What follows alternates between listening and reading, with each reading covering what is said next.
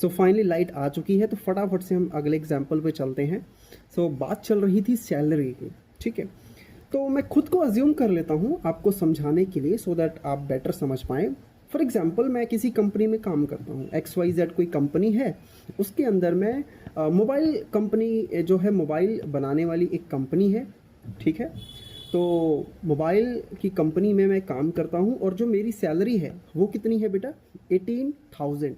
कितनी है बेटा, 18,000। That is the fixed salary, ठीक है। हर महीने मेरे अकाउंट में इतनी सैलरी आएगी, ठीक है। लेकिन उसके बाद कंपनी आपको क्या कह रही है, कंपनी ये कहती है कि देखिए, अगर आप एक्स्ट्रा सेल करेंगे, अगर आप एक्स्ट्रा सेल करेंगे तो हर सेल के ऊपर आपको 500 कमीशन मिलेगा। क्या मिलेगा, कमीशन मिलेगा। और इसी के लिए तो लोग आजकल परेशान रहते हैं, कमीशन के लिए, ठीक है। खैर, सो 18,000 सैलरी होगी, प्लस हर सेल पे आपको 500 रुपये मिलेंगे। अब हमें नहीं पता कि आप आने वाले महीने में कितने सेल करेंगे। क्या पता आप 5 एक्स्ट्रा फ़ोन बिकवाएं, हो सकता है आप 10 एक्स्ट्रा फ़ोन बिकवाएं, हो सकता है आप 45 एक्स्ट्रा फ़ोन बिकवाएं। हमें कैसे मालूम हो सकता है कि अगले महीने में क्या होगा। बट हाँ, अगर मैं आपसे बोलूँ कि टोटल कमाई मेरी कितनी होने वाली है, eight the end of the month मेरी टोटल कमाई कितनी होने वाली है, वो मैं कैसे निकालूंगा, ठीक है। क्या मैं कोई जनरल फॉर्मूला रेडी कर सकता हूँ, क्या मैं कोई जनरल फॉर्मूला रेडी कर सकता हूँ जिसकी मदद से मैं इजीली अपनी जो क्या बोलते हैं, सैलरी भी नहीं बोलूँगा, जो मेरी कमाई है उसको मैं कैलकुलेट कर पाऊँ eight the end of the month including the commissions. The answer is yes. कैसे, तो सबसे पहले नोटिस करिए कि यहाँ पे अननोन क्वांटिटी क्या है। और आप नोटिस कर पा रहे हैं यहाँ पे जो अननोन क्वांटिटी है वो है कितनी सेल्स आप कर पा रहे हैं, क्योंकि एट द एंड जो आपकी अर्निंग है वो किस पे डिपेंड करेगी, इसी पे डिपेंड करेगी ना, सेल के ऊपर, क्योंकि 18,000 तो फिक्स्ड है, ठीक है ना। उसके बाद जितनी सेल करेंगे उसके हिसाब से आपकी अर्निंग होने वाली है। I hope so you are getting my point. So अब मुझे अगर लिखना हो सैलरी, टोटल सैलरी नहीं, टोटल अर्निंग मेरी लिखनी हो at the end of the month, तो कैसे लिखेंगे ज़रा देखना। Let me take out the fresh page. चलो यहीं पे हो जाएगा। ओके, थर्ड एग्जाम्पल, ठीक है। अब देखना, सैलरी, फिक्स्ड सैलरी कितनी है,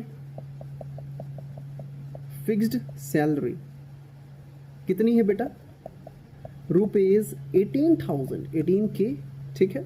अच्छा, that is the fixed salary. अब हर कमीशन पे, सॉरी हर सेल पे मेरे को 500 कमीशन मिलने वाला है। सो कमीशन के स्पेलिंग गलत हो गई क्या, हाँ, डबल S। कमीशन, ओके, एक सेकेंड, यहां पे मुझे लिखना चाहिए अर्निंग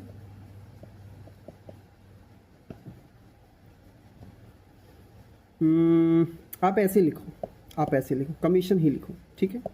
ठीक है, लिखने का तरीका आप कैसे भी लिख सकते हैं। आप लिखिए कमीशन पर सेल कितनी है बेटा, दैट इज रुपीज 500, कि एक सेल करवाएंगे तो उसके ऊपर कमीशन कितनी है, 500 रुपीज।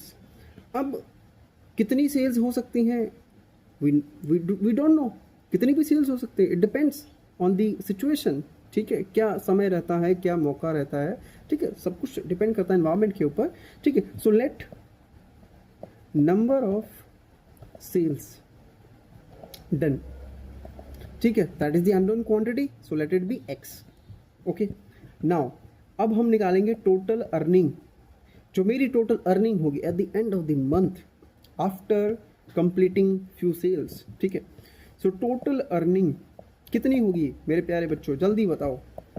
18,000 तो सैलरी आएगी, ठीक है, इसको हम लोग सेव कर लेंगे, ठीक है।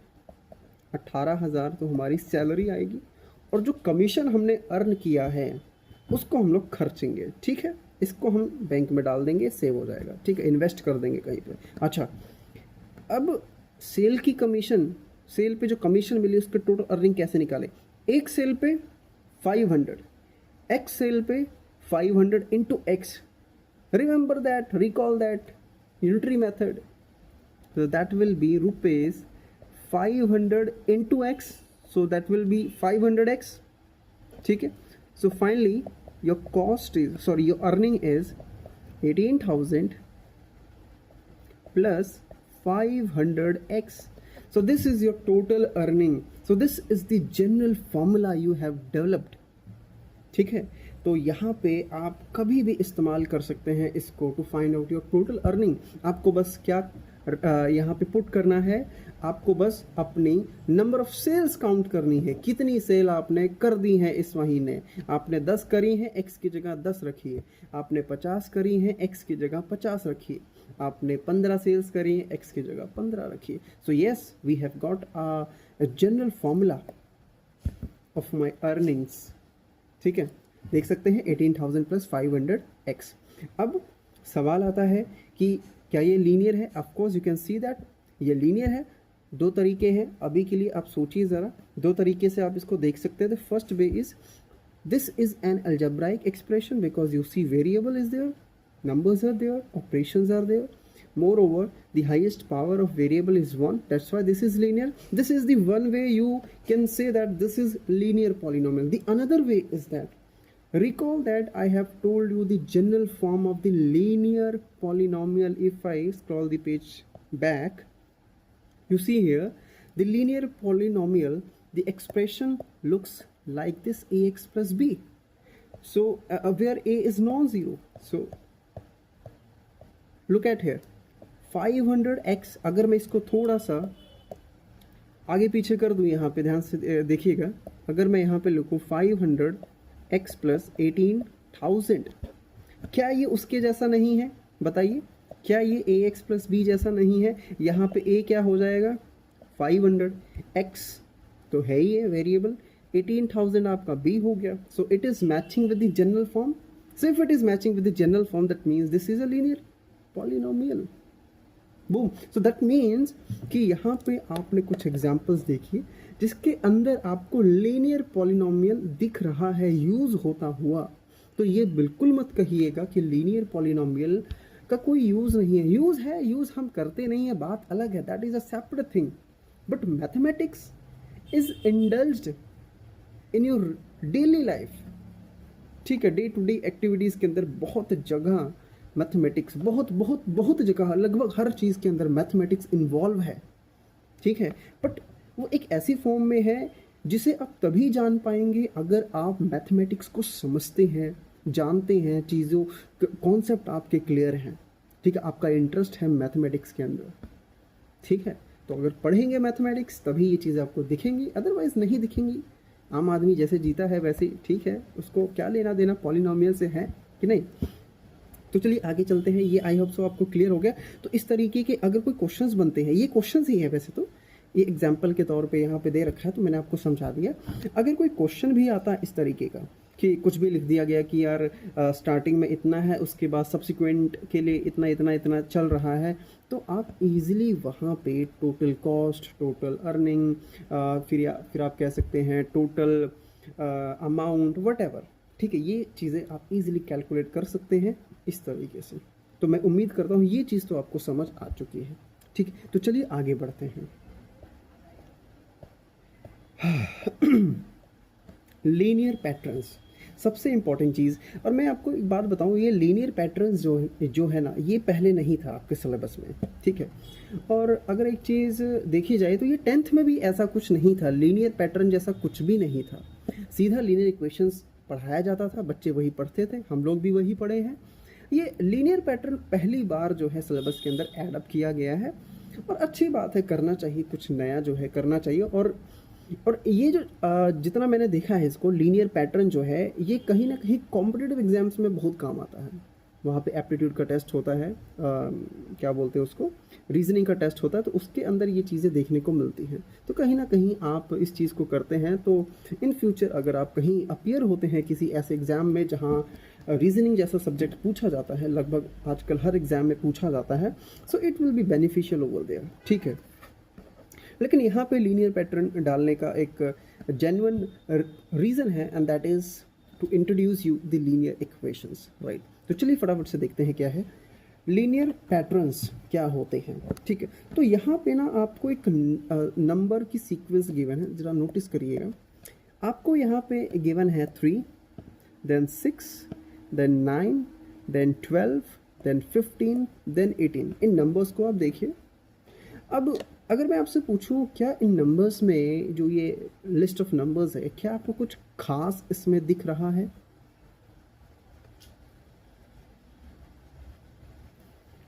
अगर मैं आपसे पूछूं क्या इसमें कुछ खास दिख रहा है, तो वे भी बहुत बच्चों को ये अगर बहुत थोड़ा सा दिमाग लगाए, ठीक है, बहुत ज़्यादा दिमाग नहीं, तो उसको लगेगा कि सर ये तो 3 का टेबल दिख रहा है मेरे को। 3 1s are 3, 3 2s are 6, 3 3s are 9, 3 4s are 12, 3 5s are 15 and so on. ये 3 का टेबल दिख रहा है और सही भी है, बच्चा अपनी जगह बिल्कुल सही है, क्योंकि ये 3 का टेबल ही तो है। बट यहाँ पे मैं आपको कुछ और दिखाना चाहता हूँ, ठीक है, यहाँ पे मैं कुछ आपको और दिखाना चाहता हूँ। और वो क्या कि बेटा अगर आप यहाँ पे कोई भी दो कंजिक्यूटिव बोलो या सक्सेसिव टर्म्स बोलो, बुक्स के अंदर सक्सेसिव यूज़ किया हो सकता है वर्ड, या कंजिक्यूटिव भी यूज़ करते हैं, दोनों का मतलब सेम ही है कि साथ साथ वाले, ठीक है ना, साथ साथ वाले। मैं कह रहा हूँ आपको कि कोई भी आप साथ साथ वाली टर्म्स पिक करो, नंबर्स पिक करो, उनके बीच में आप गैप नोटिस करो, that is same. Yes, see here, देखना जरा, 3 और 6 अगर मैं पिक करता हूं, the gap is 3, 6 minus 3 the 3 add कर रहे हैं तो 6 आ रहा है, या 6 माइनस 3 करेंगे, द गैप इज 3, गैप निकाल लेंगे आप लोग, ठीक है। 6 से 9 पे गए, द गैप इज 3 ऐड कर दिया तो 9 बन गया। 9 से 12 गए, again you added 3 and you got 12। 12 से 15 गए, again you added 3 and you got 15। Again you repeated the same thing and you got 18। So are you able to recognise a pattern? क्या मैं इस लिस्ट को और आगे लिख सकता हूँ इसी तरीके से? बताइए, क्या इस लिस्ट को अगर मैं कहूँ कि बेटा 5-6 नंबर्स और लिखो इसी सीक्वेंस में, तो क्या आप लिख पाएंगे? बताइए, लिख पाएंगे? डेफिनेटली लिख पाएंगे। क्यों? क्योंकि अब आपको पता चल चुका है क्या, कि आपको बस 3 ऐड करते चलना है। 3 ऐड करो and you will get so many numbers.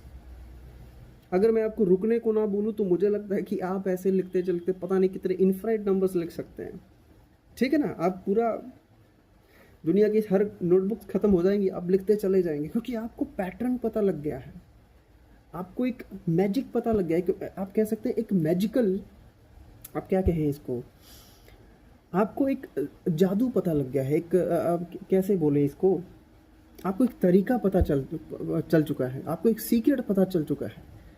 वो सीक्रेट क्या है कि 3 ऐड करते चलो, ये लिस्ट बढ़ती चली जाएगी, बढ़ती चली जाएगी, बढ़ती चली जाएगी, ठीक है, बढ़ती चली जाएगी। लेकिन अब आप कहोगे सर इसमें लीनियर पैटर्न जैसा क्या है?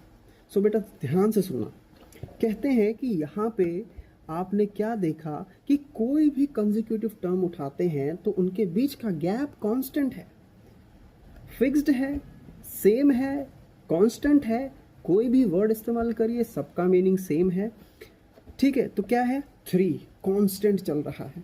और कहते हैं ऐसे इस तरीके का अगर आपको कुछ दिख रहा है, इस तरीके से नंबर्स पड़े हुए हैं और उसके अंदर आपको हर बार आपको हर किन्हीं भी 2 कंसेक्यूटिव टर्म्स के बीच में सेम गैप दिखता जा रहा है, ठीक है, 3 का गैप आ रहा है, ठीक है ना, इस तरीके से सेम गैप आता जा रहा है।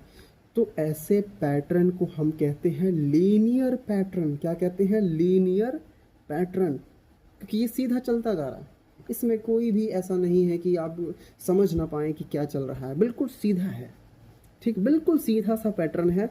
और लीनियर कहाँ से आ रहा है? लाइन से आ रहा है। लाइन का मतलब, लाइन कैसी होती है? सीधी होती है।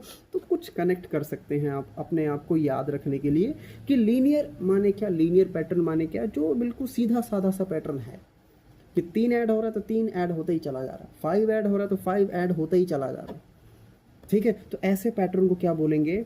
लीनियर पैटर्न, जहाँ पे एक फिक्स्ड नंबर ऐड होता चला जाएगा और नेक्स्ट नंबर आता चला जाएगा। तो 18 के बाद आएगा 18 plus 3 21, 21 plus 3 24, 24 plus 3 27, 27 plus 3 30 and so on. I hope so this is clear to you. अब कुछ एग्जांपल्स और हैं, देखिए यहाँ पे फटाफट से साइड में क्या लिखा है, 5 plus 5 10, 10 plus 5 15, 15 plus 5 20। So easy. यहाँ पे कांस्टेंट नंबर क्या है, द डिफरेंस इज 5, ठीक है। Again this is a linear pattern. Again there is example 2 plus 3 5, 5 plus 3 8, 8 plus 3 11, 11 plus 3 14 and so on. The constant is 3 here, ठीक है, the constant is 3 here. और ये जो नंबर होता है ना जिसे हम कांस्टेंट कह रहे हैं कि ऐड हो रहा है, इसे ही हम क्या कहते हैं, इसे हम एक्चुअली डिफरेंस कहते हैं। अभी आपको आगे समझ आएगा, इसे हम डिफरेंस कहते हैं, ठीक है, क्योंकि इतने का डिफरेंस आ रहा है ना हर टर्म के बीच में, हर टर्म ने हर दो कंसेक्यूटिव टर्म्स के बीच में।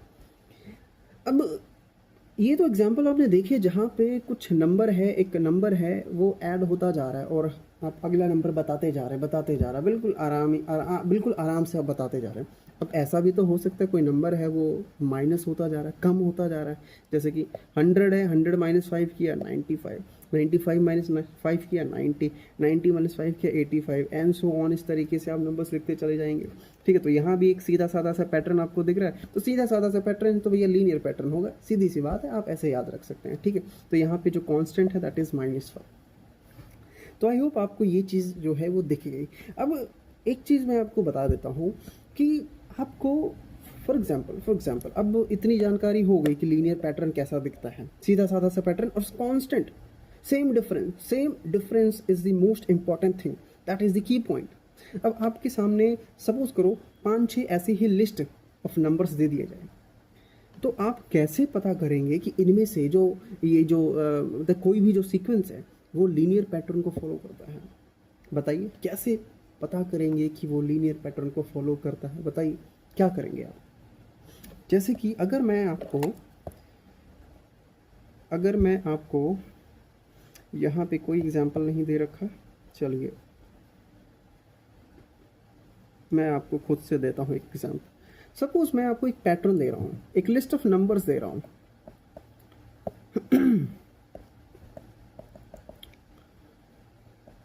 मैं दे रहा हूँ आपको 3 5 8 11, ये क्या हो रहा है, 12 20 25 30 एंड सो ऑन, ठीक है। मैं आपसे बोलूँ क्या ये लीनियर पैटर्न को फॉलो करता है, क्या ये कोई लीनियर पैटर्न है?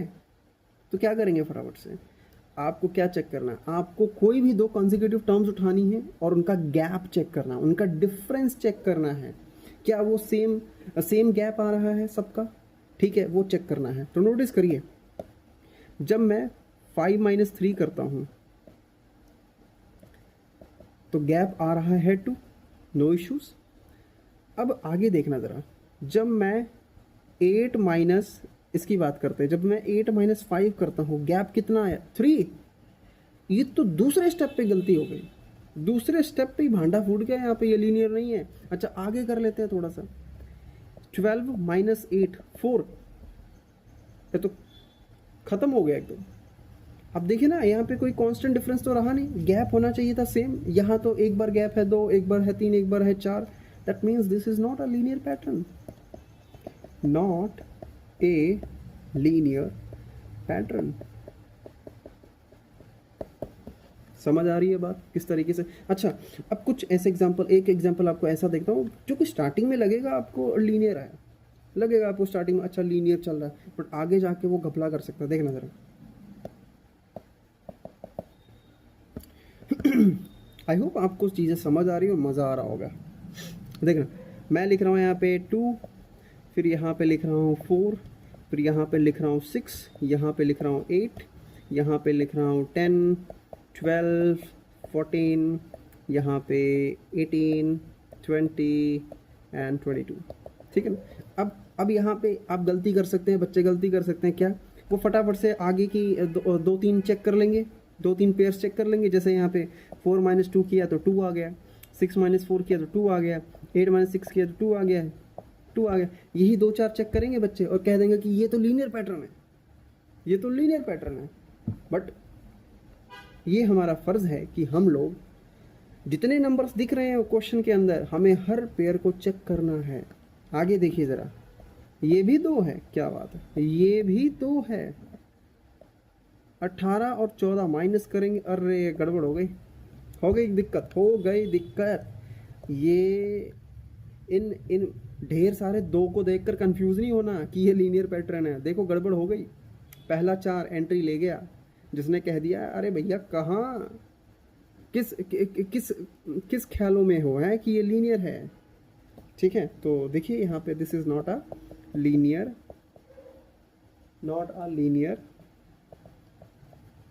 पैटर्न।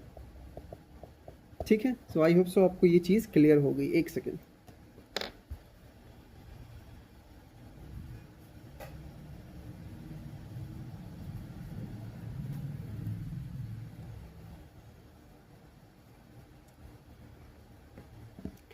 तो लीनियर पैटर्न समझ आ गया। अब आगे चले, चलिए। तो ये क्वेश्चन आपके लिए होमवर्क है। यहाँ पे आपको क्वेश्चन ए और क्वेश्चन बी गिवन है। दोनों के अंदर आपको सबसे पहले तो आइडेंटिफाई करना है। इसमें तो चलो आंसर सॉल्व है, पहले लिख लेना क्वेश्चन खुद से। और सबसे पहले आपने क्या करना है, आइडेंटिफाई करना है that whether the list of numbers follows a linear pattern or not. After that you have to identify the next 3 terms. ठीक है, तो कर लेंगे, बहुत ही आसान है।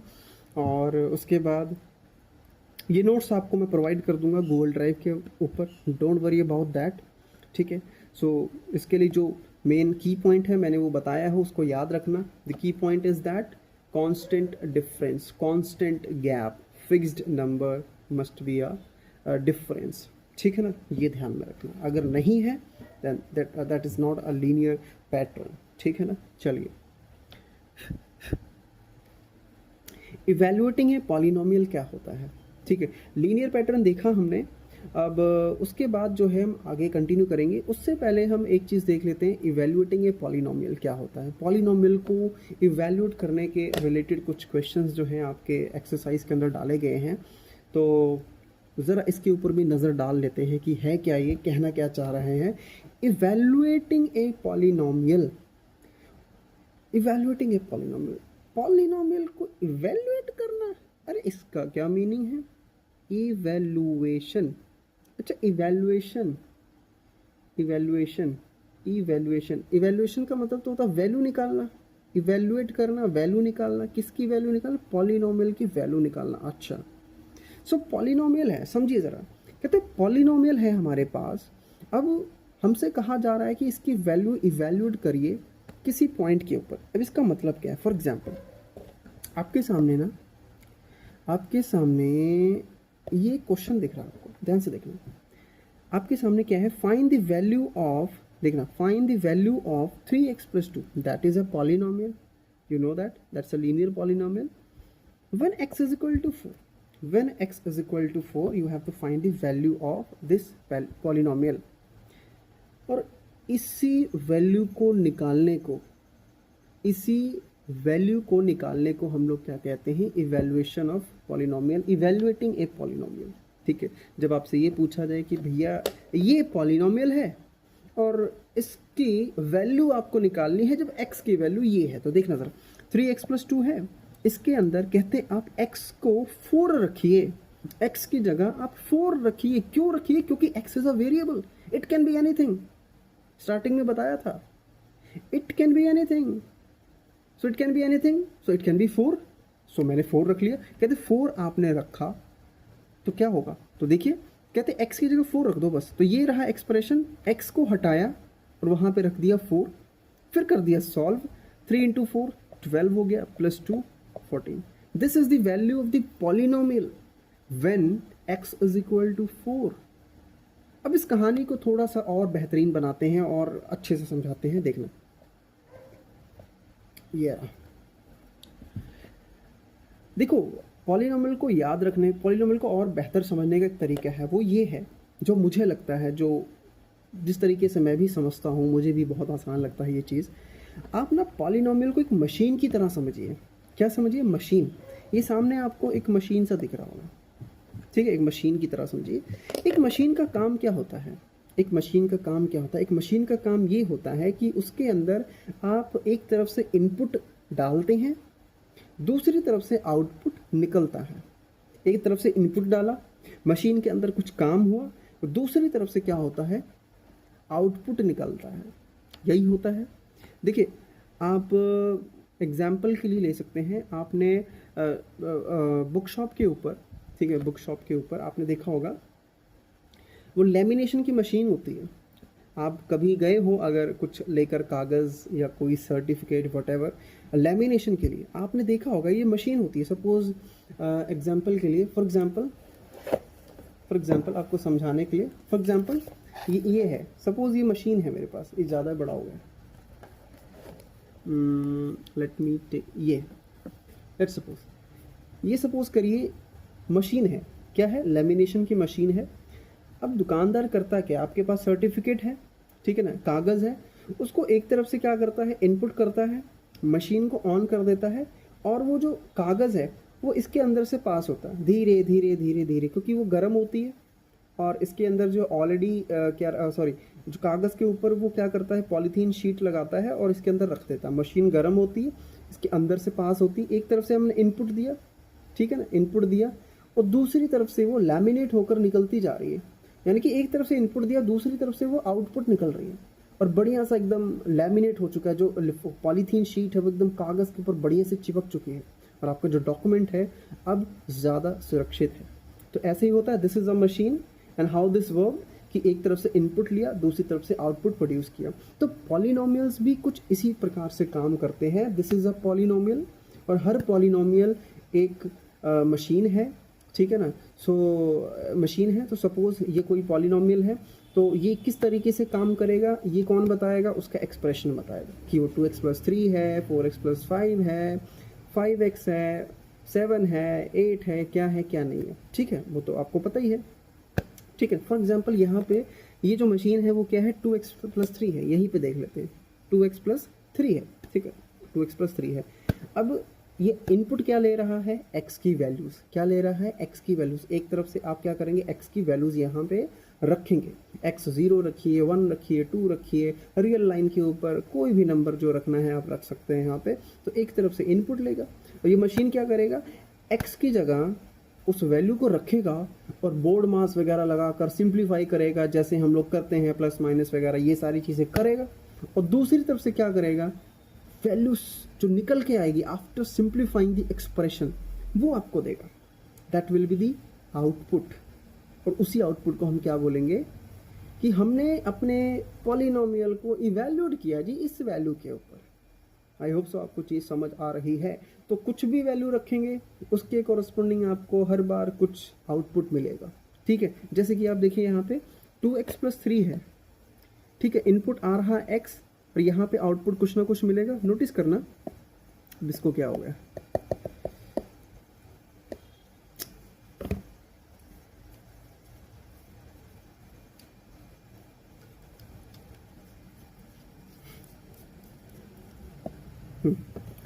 सो ये पॉलिनोमियल है आपका 2x + 3। अच्छा, इसके अंदर क्या है? मैं एक तरफ से मैं जीरो, पहले मैं क्या करूँ? इसके अंदर जीरो गया, नोटिस करिए, जीरो गया। अब x की जगह 0 रखा जाएगा, और सॉल्व होकर क्या बनेगा? 2 × 0 + 3 = 0 + 3 = 3। आंसर क्या मिलेगा? 3। तो दूसरी तरफ से क्या मिलेगा आपको? 3 मिलेगा। नोटिस करिए आउटपुट क्या आया? 3 आया। अब मैं इधर से 1 रखूँगा, x की वैल्यू क्या रखूँगा? 1 रखूँगा। 1 रखा तो x की जगह 1 गया, सो 2 × 1 + 3, 2 + 3 दैट इज 5। इधर से वैल्यू क्या मिली? 5। 1 रखा, 5 मिला। इसी तरीके से 2 रखेंगे, 7 मिलेगा। 5 रखा, 13 मिला। तो आप समझ रहे? तो इस तरीके से आप वैल्यू डालते जाइए, आपको आउटपुट मिलता जाएगा। That means you are evaluating a polynomial at different values. इसी प्रोसेस को हम इवेल्युएशन कहते हैं, दैट्स इट, और कुछ नहीं है। तो आई होप सो आपको ये चीज़ जो है मैं बेहतर तरीके से समझा पाया हूँ कि किसी भी पॉलिनोमियल को इवेल्युएट करना क्या होता है, ठीक है। आपको एक इनपुट दिया जाएगा और बोला जाएगा कि भैया इसको इवेल्युएट कर दीजिए इस वैल्यू को फटाफट से। दैट मीन्स वो आपको कहना क्या चाह रहा है कि भैया मेरे को आउटपुट निकाल को दे दो, मेरे को आउटपुट निकाल कर दे दो। बस ये वही काम हो गया कि आपको कोई कागज़ लेकर आया, कह रहा है भाई इसका लेमिनेशन करके दे दो, आप फटाफट क्या कर रहे हैं, मशीन में कागज़ डाला और लैमिनेट करके दे दिया। वही काम है कि एक्स की वैल्यू रखी, उधर से आउटपुट निकला, आउटपुट उसको हाथ में थमा लिया, जा भैया, ठीक है। तो ये काम आपने करना है, ठीक है। तो ये हो गया आपको, आई होप सो आपको समझ आ गया। क्या ध्यान में रखना है, that polynomial is a machine, polynomial is a machine, और ये बहुत इंपॉर्टेंट चीज़ है, ठीक। आगे चलकर अगर आप नॉन मेडिकल करते हैं, ठीक है, या मेडिकल भी करते हैं, तो फिज़िक्स आप डेफिनेटली करेंगे मेडिकल के अंदर, नॉन मेडिकल करते हैं तो मैथमेटिक्स आप करेंगे। तो बेटा वहाँ पे ना फंक्शंस नाम का एक कॉन्सेप्ट होता है, रिलेशंस, फंक्शंस, ये कॉन्सेप्ट वहाँ पे होता है, वेरी वेरी इंपॉर्टेंट। उसके बिना तो कुछ है ही नहीं मेरे हिसाब से पूरे मैथमेटिक्स के अंदर। तो जो फंक्शंस होते हैं ना, फंक्शंस को एज ए मशीन विजुलाइज करते हैं हम लोग, फंक्शंस को एज ए मशीन पढ़ा जाता है, क्योंकि उस तरीके से जब आप सोचते हो ना तो चीज़ें बड़ी आसान हो जाती हैं। और ये पॉलिनोमियल अपने आप में एक क्या है, मशीन, मैंने बताया। और एक्चुअल में अगर मैं आपको बात बताऊं, अगर मैं हायर क्लास को ये बताना होता पॉलिनोमियल क्या होता है, तो पॉलिनोमियल अपने आप में एक फंक्शन है। यस, आगे चल के आप करोगे this is a real function, right. तभी मैंने आपको ये बताया कि ये मशीन है, क्यों, क्योंकि एक्चुअली में है ये फंक्शन ही, ठीक है। सो this is called a function, ठीक है। तो आपको फंक्शन नहीं ध्यान में रखना है, बस ध्यान में रखो every polynomial can be treated as a machine, that's it. It takes input, it produces output, that's it. क्या ये काम करेगा, किस तरीके से, क्या आउटपुट प्रोड्यूस करेगा, it depends upon the expression, क्या एक्सप्रेशन वो है। क्वाड्रेटिक है उसके हिसाब से काम करेगा, लीनियर है उसके हिसाब से काम करेगा, कांस्टेंट है तो उसके हिसाब से काम करेगा। अच्छा ये बताओ मुझे ना, कांस्टेंट पॉलिनोमियल जो होता है ना, वो बड़ा स्वैगर लगता है। क्यों? क्योंकि उसके अंदर ना आप, फॉर एग्जांपल 5 है ना, सपोज करो ये जो मशीन है ये एक पॉलिनोमियल है एंड दिस इज 5। अब क्यों मेरे को लगता है कि ये बड़ा एकदम मस्त आदमी है, क्यों? क्योंकि फॉर एग्जाम्पल ये 5 है, अब इसके अंदर मैं कुछ भी इनपुट रखूँ, 1 रखूँ, 2 रखूँ, 5 रखूँ, वट एवर, ये हमेशा आउटपुट क्या देगा, 5 ही देगा, एकदम मस्त। कहता है आने दो आने दो आने दो, निकालेगा 5 ही 5। बात समझ आ रही? तो ये थोड़ा सा है, ठीक है, मस्त चीज़ है कांस्टेंट पॉलिनोमियल। इसको कोई फ़र्क नहीं पड़ता क्या आ रहा है क्या नहीं आ रहा है, प्रोड्यूस इसने 5 करना है, अपनी मर्जी का काम करेगा, ठीक है। सो आपके लिए कुछ क्वेश्चन है, आई होप सो आप करेंगे। तो यहाँ पे आपको कुछ पॉलिनोमियल्स गिवन है, आपने यहाँ पे डिग्री बतानी है। उसके बाद यहाँ पे क्वेश्चन नंबर 2 के अंदर आपको बताना है कौन लीनियर है कौन लीनियर नहीं है। और क्वेश्चन नंबर 3 के अंदर एक एक्सप्रेशन गिवन है, माने पॉलिनोमियल गिवन है, मशीन है, उसके अंदर आपको 6 रखना है और आउटपुट बताना है वो क्या देगा, ठीक है। और उसके बाद और क्वेश्चंस हैं, right 5 examples each of constant, linear and quadratic. ये तो आप लिख सकते हैं, ये question number I think so 2 है आपका एक्सरसाइज 2.1 का। उसमें आपको डिग्री करके पूछ रखा था, 0 डिग्री, 1 डिग्री, 2 डिग्री का एग्जाम्पल दो। यहाँ पे डायरेक्ट पूछ लिया कांस्टेंट पॉलिनोमियल, लीनियर पॉलिनोमियल और क्वाड्रेटिक एग्जाम्पल, बात एक ही है, ठीक है। पूछने का तरीका बस अलग है, वैसा भी पूछ सकते हैं डिग्री के टर्म्स में, ऐसा नाम से भी पूछ सकते हैं भाई, ठीक है ना, एक ही बात है। अच्छा, फिर क्वेश्चन नंबर 2 देख लेना आप लोग, इसमें डिग्री पूछी हुई है, तो ये तो इजी है, अब तो आप डिग्री बता ही सकते हैं बड़े प्यार से, ठीक है। ये वो डिग्री नहीं है एंगल वाली डिग्री, वो डिग्री अलग चीज़ होती है, ये डिग्री अलग है, वो डिग्री अलग है, ठीक है। फिर कॉलेज में जो डिग्री मिलती है वो डिग्री अलग होती है, ठीक है। डिग्री का यूज़ कितना ज़्यादा है। अच्छा, क्वेश्चन नंबर 3, इवेल्युएट। अब ये इवेल्यूशन कर लेना। पहला है 5x - 2, तो मशीन है, मशीन ये मशीन है 5x - 2, इसके अंदर x की वैल्यू 4 रखना, सॉल्व करके आउटपुट निकालना। अगली मशीन 7a + 1, a की वैल्यू 5 रखना, आंसर निकाल लेना। थर्ड है 10 - 3 है, मशीन है, इसके अंदर m की वैल्यू 2 रखना, आंसर निकाल लेना। आई होप सो आपकी चीज़ें क्लियर होंगी। तो आज के लिए इतना ही रखते हैं, बाकी जो चीज़ें हैं, लीनियर इक्वेशन आने वाला है उसको हम लोग करेंगे नेक्स्ट क्लास के अंदर, ठीक है।